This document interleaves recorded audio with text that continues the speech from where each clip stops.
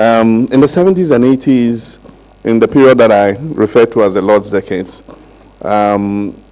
African countries economically fell into the doldrums. Indeed, our economies were not growing, they were contracting.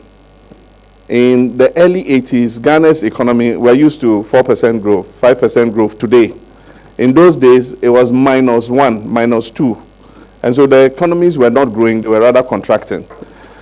And so many countries, including our own country, Ghana, had to go to the international monetary institutions to be able to put the economies back on a path of growth. Our country has come a long way since then.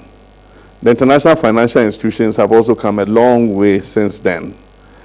Kenneth Kaunda said, the IMF is like a mad doctor.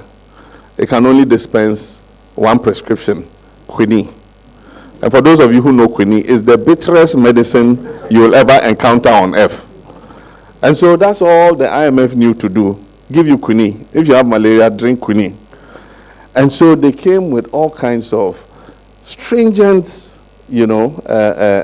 benchmarks you had to meet. You had to cut subsidies on everything. Subsidies to healthcare, subsidies to education, subsidies to agriculture, everything. Their theory was that African agriculture should learn to compete with agriculture in the rest of the world. And that you should only give subsidies if you can afford the subsidies, and you can't take somebody's money and subsidize your farmers. And so our farmers had to compete with farmers who were being subsidized in the advanced countries. And so that was the situation in which we existed. But Ghana had to go through it, take the bitter medicine, and then make some adjustments. And so it was in those years that the cedi was left to float. Foreign exchange bureaus were introduced, forex bureaus were introduced. It was those days that there was a policy, they called it, where students had to contribute with governments for their education. Cost sharing. Those were the beginnings of cost sharing and all that. And then those were the beginnings of cash and carry in the health sector. You had to pay before you were given service. So it created quite hardship, a lot of hardship in Africa. And aside from that, it created new classes of poverty. More people fell, into the poverty trap.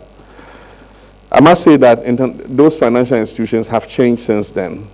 They accept that there must be strong social protection programs in any adjustments program that you are conducting. And so when we started this last program, in which Ghana still is currently with the IMF, one of the areas that they benchmark is how much money is going into social protection, how much money is going into livelihood empowerment against poverty programs. And in those early days, they had started to realize the new growing class of poor people. And so they were thinking of a way to ameliorate it. And Ghana was one of the examples they tried to use.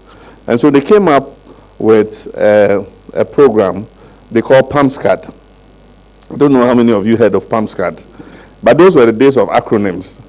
We had a lot of acronyms, and PAMSCAD was one of them. And PAMSCAD meant Program of Action to Mitigate the Social Cost of Adjustment. And so under PAMSCAD, they gave some trucks. They made sure that some food assistance was given to the very poor families, and so on and so forth.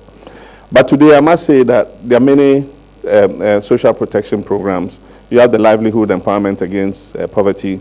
And probably our most successful social protection program is the National Health Insurance Scheme, from which, as many as 12 million subscribers benefit, from free health care upon payment of a certain premium.